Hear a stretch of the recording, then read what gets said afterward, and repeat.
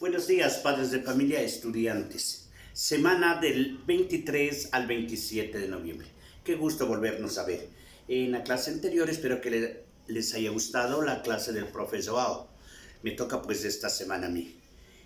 No se olviden, chicos, lo que siempre les estoy recordando: lavarse las manos, guardar el distanciamiento, salir solo para lo que sea estrictamente necesario. Nunca se olviden de la mascarilla, que es importantísimo. Cuando nosotros nos cuidamos, estamos cuidando a la familia, a nuestras personas, a nuestros abuelos, a nuestras abuelas, a nuestros hermanos menores. Eso es responsabilidad, niños. No nos olvidemos. El día de hoy, chicos, vamos a hablar sobre el origen del lenguaje. El origen del lenguaje, que muchas veces ya les hemos oído, es importantísimo, porque nosotros debemos tener una idea clara de dónde nace nuestro lenguaje. Nosotros sabemos que a lo largo de la historia, el hombre se ha preocupado por ir perfeccionando la forma de comunicarse, sus expresiones, ha tratado de buscar una manera de hablar. En un principio se basó en la denominación de los objetos. Miren qué duro que ha sido para el lenguaje poner un nombre a cada uno de los objetos que nos rodeaban. Si nos retrocedemos a muchos millones de años atrás, cuando apareció el hombre en la tierra, tenía que describir al sol, a la luna, a las montañas, a los animales. Comenzó a poner nombres, ¿no es cierto? Después fue creando su propio sistema de signos. Esto es parte de la evolución en el ser humano. Lo más importante tal vez que haya hecho el hombre: ir inventando un sistema de signos, que como ustedes saben, chicos, el sistema de signos son las letras y son los números. Gracias a la invención del lenguaje, el hombre pudo alcanzar el grado de atracción que caracteriza al pensamiento. No solo fue crear el lenguaje, sino desarrollarlo y acoplarlo al cerebro. Realmente nosotros podemos decir que cuando el hombre alcanzó o desarrolló un sistema de lenguaje, alcanzó el grado más alto de evolución. Es lo que nos diferenció con los otros seres vivos, posicionándonos a los seres humanos como los reyes y jefes de la creación. Pero, sin embargo, tenemos que ver que hay muchas teorías, porque nadie sabe a ciencia cierta cómo comenzó a desarrollarse el lenguaje. Nosotros en este día hablaremos de las 4 teorías más importantes que se conocen hasta ahora, porque hay muchas, pero hoy hablaremos de la teoría onomatopéyica, la teoría divina, la teoría de la evolución y la teoría alienígena. Pero antes, chicos, no nos olvidamos cómo empezamos la clase. Quiero que ustedes, chicos, se relajen, se sienten y escuchen esta lectura, porque nunca se olviden, padres y estudiantes, cuando nosotros leemos, cuando escuchamos una lectura, cada vez vamos mejorando nuestro acervo cultural, desarrollamos nuestra mente y nos enteramos de cosas que tal vez nunca los hubiéramos creído. Vamos a hablar sobre el origen mitológico del mundo. Cuenta la mitología que antes de la creación del mundo existía el caos. Quiero decir que no existía nada. Todo era un lío, ¿no? El agua y la tierra y el aire, o sea, los elementos que conformaban al mundo, estaban revueltos. Poco a poco, estos elementos se fueron separando y se formó la tierra y el cielo. Quiero que ustedes se hagan una idea que antes todo estaba mezclado. El aire, el agua, la tierra no estaba dividida como hoy. Después se formó el cielo y se formó la tierra. En esta época el mundo estaba poblado por divinidades terribles: los titanes y los cíclopes. Los titanes eran unos gigantes inmensos, ¿sí?, de una extraordinaria fuerza, y los cíclopes, en cambio, eran seres salvajes que tenían un solo ojo en la frente. Es lo único que poblaba en ese entonces la tierra. Sobre el universo reinaba Cronos, o el tiempo, que tomó por esposa a la reina Rea. Entonces nunca nos olvidemos que Cronos se casó con Rea, Pero sobre su felicidad pesaba una amenaza. A Cronos le habían predicho que sería destronado por uno de sus propios hijos y que éste sería el dios soberano del mundo. Fue entonces que Cronos se ideó o creyó que era la solución y comenzó a comerse a sus propios hijos. Apenas nacían, él se apoderaba de ellos y se los comía sin piedad alguna. Y como les dije, necesariamente no era por hambre, sino que le habían predicho que uno de sus hijos le iba a quitar el trono. Pero un día nació el pequeño Zeus, ¿no? Era un niño muy bello. Entonces Rea, su madre, no sé debido a qué, pero se vio impulsada a salvarlo. Cogió una pesada piedra y la envolvió entre los pañales, entre los paños, y meciéndole como si fuera un niño, se le entregó a Cronos, ¿sí?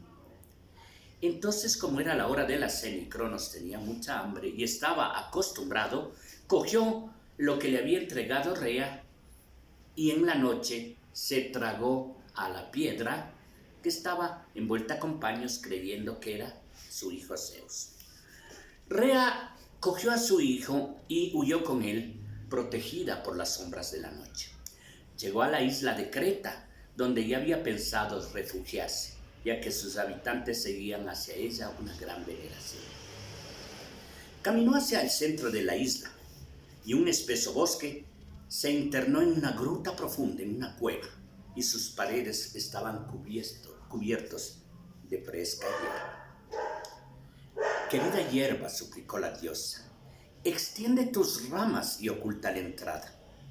La hierba empezó a crecer hasta ocultar la entrada de la cueva.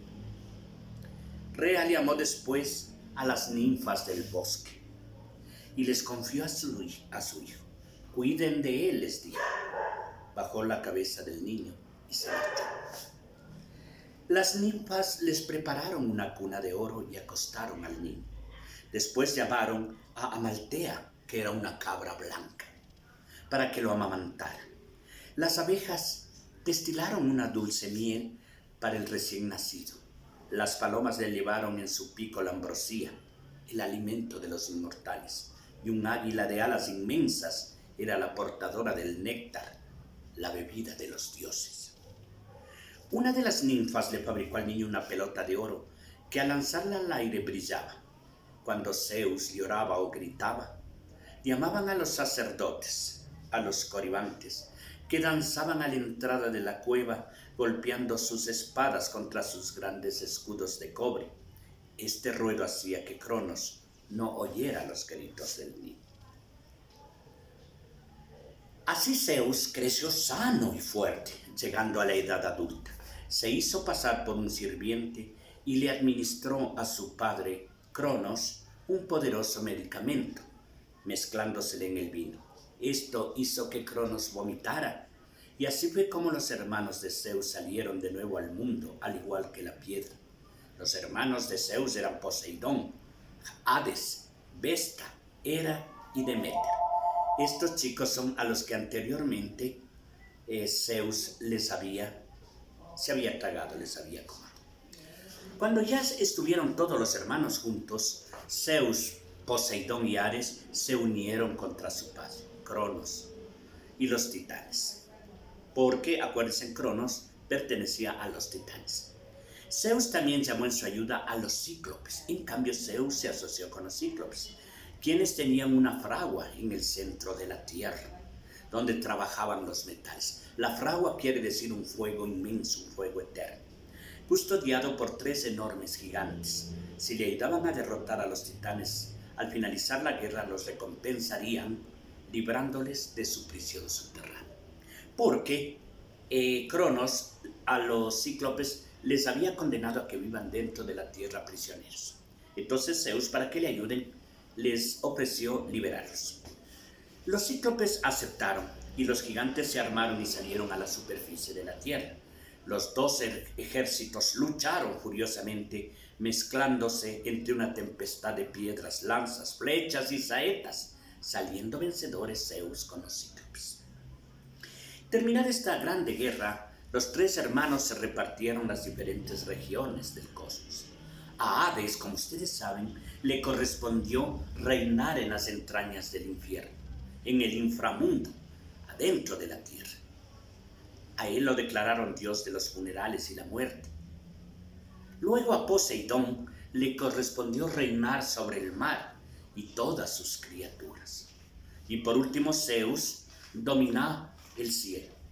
Luego de eso desterraron a los titanes y establecieron su morada en la cima del Monte Olimpo.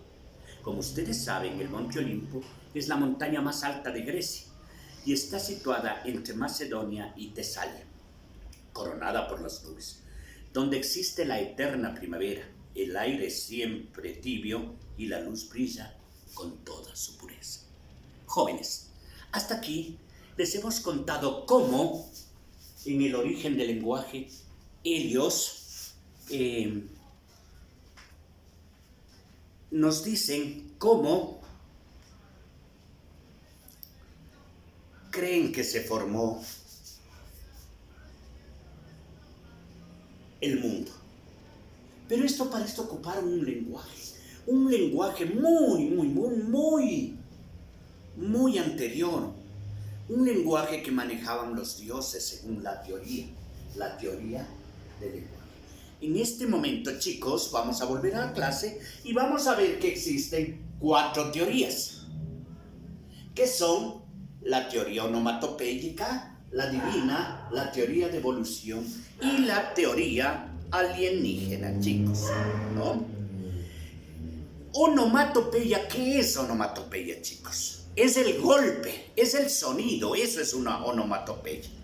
Dice, y necesariamente entonces este lenguaje debe estar asociado con los sonidos que percibían. Entonces, lo que siempre les he dicho, en los primeros días de la humanidad, cuando cuando un lobo aullaba, decía ¡au! Entonces el hombre se grabó esos sonidos. Cuando una piedra caía y emitía un sonido, el hombre se grabó esos sonidos. El sonido del viento, el sonido del relámpago, ¿sí? El sonido que producían las aves al volar, los animales, el sonido característico de cada animal. Ese fue el primero modo de lenguaje que existió y por eso le llamamos la teoría onomatopéyica. Pero luego viene la teoría divina. Es algo como le conté la historia anterior. Esa es la teoría divina. Cómo Dios creó al mundo, cómo se formó los animales y cómo se formaron el lenguaje. Entonces dice, si nosotros comenzamos a pensar sobre la teoría divina, que sería la teoría teológica, postula que el origen del lenguaje lo hizo Dios, que cuando Dios creó a las personas o al ser humano, también le dotó de lenguaje. Aunque muchas investigaciones demuestran que el hombre aprendió a hablar aquí en la tierra, oyendo los sonidos o por gestos, pero hay la teoría teológica que Dios dotó al hombre de inteligencia y de lenguaje. Le dio el don de la palabra. Tanto es así que hay una teoría, no sé si ustedes se acuerdan de la Torre de Babel, cuando el hombre comenzó a desarrollar su inteligencia y de pronto se creyó un Dios y creyó que podría llegar al mundo y comenzó a construir una torre en Babel. Por eso se llama la Torre de Babel. Y cada día la torre era más alta y más alta, que ya se aproximaba a las nubes, se aproximaba al cielo. Entonces Dios, para castigar, ¿no?, esa forma de ser del ser humano, confundió las lenguas. Y la torre realmente ya no pudo seguir construyéndose, porque cada uno adquirió una distinta manera de hablar. De ahí se formó los lenguajes. También tenemos la teoría de la evolutiva, la teoría evolutiva, la de evolución del lenguaje. Si el hombre comenzó a evolucionar, antes se acuerdan que andaba en 4 patas hasta que se extendió y alcanzó a andar en 2 patas, la cabeza, también el cerebro, comenzó a desarrollarse. Y si el cerebro se desarrolló, comenzó a evolucionar. Y parte de la evolución de la humanidad es llegar a una manera de hablar, de crear un lenguaje. Y esto ha seguido una transición desde que el hombre aprendió a comunicarse con gestos o mímicas. Al principio era gestos o mímica, hasta llegar a lo más sofisticado. Tanto es así que ahora el hombre ya no necesita esos modos de comunicación. Hemos evolucionado tanto que tenemos por onda corta, onda larga, por el internet y por muchos otros sistemas. Y por último, chicos, tenemos la teoría que se me está perdiendo, que es la teoría alienígena. La teoría alienígena dice que seres extraterrestres nos invadieron al principio de la humanidad. Estamos hablando hace muchos millones de años atrás. A esos les dicen que son los que crearon las pirámides de Egipto y muchas obras monumentales. Y ellos, cuando estuvieron aquí en la tierra y nos visitaron, eran nuestros dioses, y ellos fueron los que nos enseñaron el lenguaje. Estas son las 4 teorías que definen el lenguaje. A continuación, vamos a hablar del párrafo. ¿Pero por qué del párrafo? Una vez que nosotros, con cualquiera de las teorías, ya teníamos el lenguaje, comenzamos a crear un idioma más sofisticado, una comunicación ya más pulida. Y lo primero, hicimos las oraciones. Pero no fue suficiente con las oraciones. A continuación, teníamos que hablar del párrafo. Entonces, ¿qué es el párrafo, chicos? Decimos que el párrafo es una de las divisiones de un texto escrito. Empieza con una mayúscula y termina con un punto y aparte. Aquí les voy a leer, por ejemplo, un párrafo que dice: las hadas son seres imaginarios. De ellas se dice que viven en los bosques, cerca del susurro de los arroyos y el arrullo de las cascadas de los montes. Allí se refugiaron para no ser perturbadas por los molestos ruidos de los humanos y disfrutar de la naturaleza. Punto y aparte. Se acabó el primer párrafo. El segundo párrafo dice: aunque se suele pensar lo contrario, las hadas no serían invisibles, sino que por ser tan discretas y delicadas, quieren pasar desapercibidas. Se cree que por esta razón se dejarían ver por los humanos muy de vez en cuando, en noches de luna llena o por motivos de una ocasión especial. Chicos, la esperanza, la fe, la ilusión, eso es lo que tenemos para creer en las hadas. Punto y aparte. El último párrafo dice: algunas personas afirman haber tenido la suerte de contemplarlas. Aseguran que son mujeres muy amables, delicadas y con hermosos rasgos, con un cabello largo y fino que suelen adornar con gotas de rocío y lazos de seda. A veces llevan sombreros rojos. Miren, es un párrafo hermosísimo.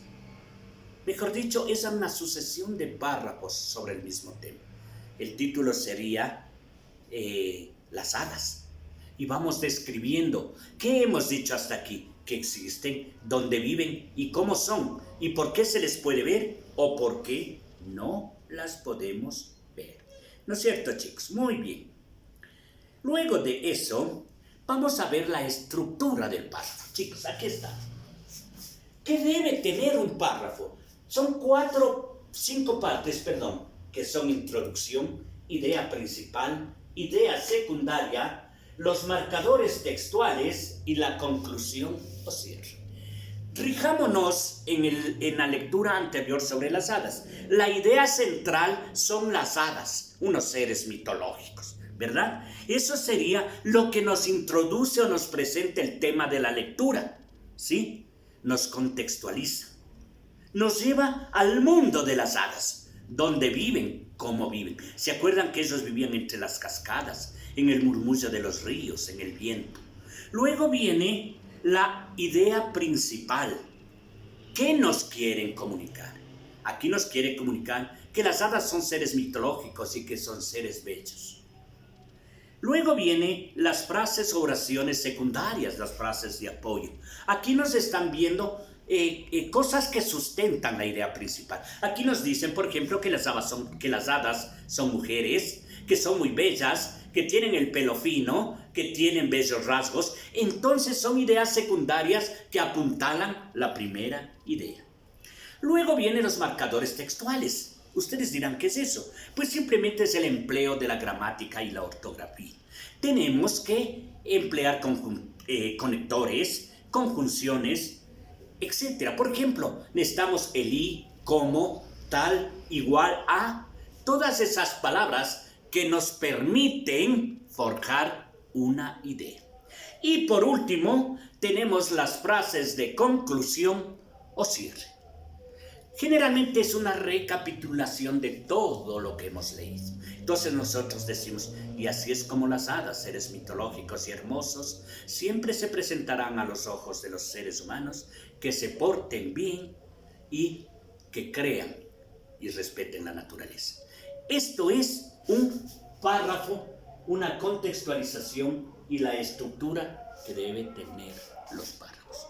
Pero, chicos, para hacer un párrafo, para aplicar bien el lenguaje, tenemos también el uso de la tilde que ya la hemos estudiado. Pero vamos a hacer un recorderis, primeramente diferenciando lo que es el acento y lo que es la tilde. Pese que la clase de ahora es la tilde, chicos, pero primero tenemos que ver qué es el acento. El acento es la mayor fuerza o intensidad de voz que pronunciamos en una sílaba de una palabra. Por ejemplo, vamos a ver precoz. La mayor fuerza de voz está en cos.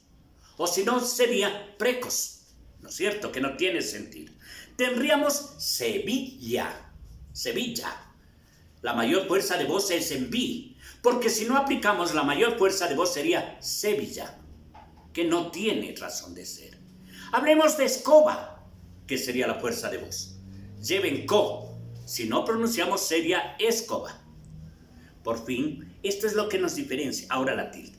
También es una fuerza de voz. Pero aquí nosotros ocupamos el acento ortográfico, que es una rayita encima de la sílaba que tiene mayor fuerza de voz.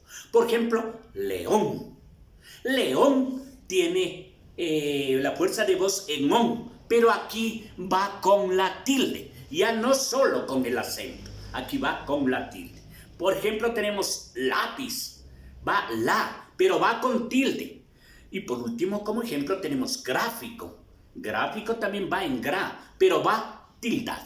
Pero ahora, ¿por qué va tildada, chicos? ¿Por qué va tildada? Entonces, acordémonos lo que habíamos estudiado. Todo es muy simple y muy sencillo. Miren, las reglas del uso de la tilde que ustedes les tienen aquí. Y dice que las palabras se clasifican en 3 grandes grupos, que son agudas, graves y esdrújulas o sobreesdrújulas. Esos 3 grupos tiene las palabras que llevan tilde. Y decimos, las palabras agudas llevan tilde cuando terminan en NS o vocal, que ya hemos hecho ejercicios. Las palabras llanas o graves se tildan, mejor dicho, las que no terminan en NS o vocal. Y por último, las esdrújulas y sobreesdrújulas, chicos, y eso sí deben acordarse,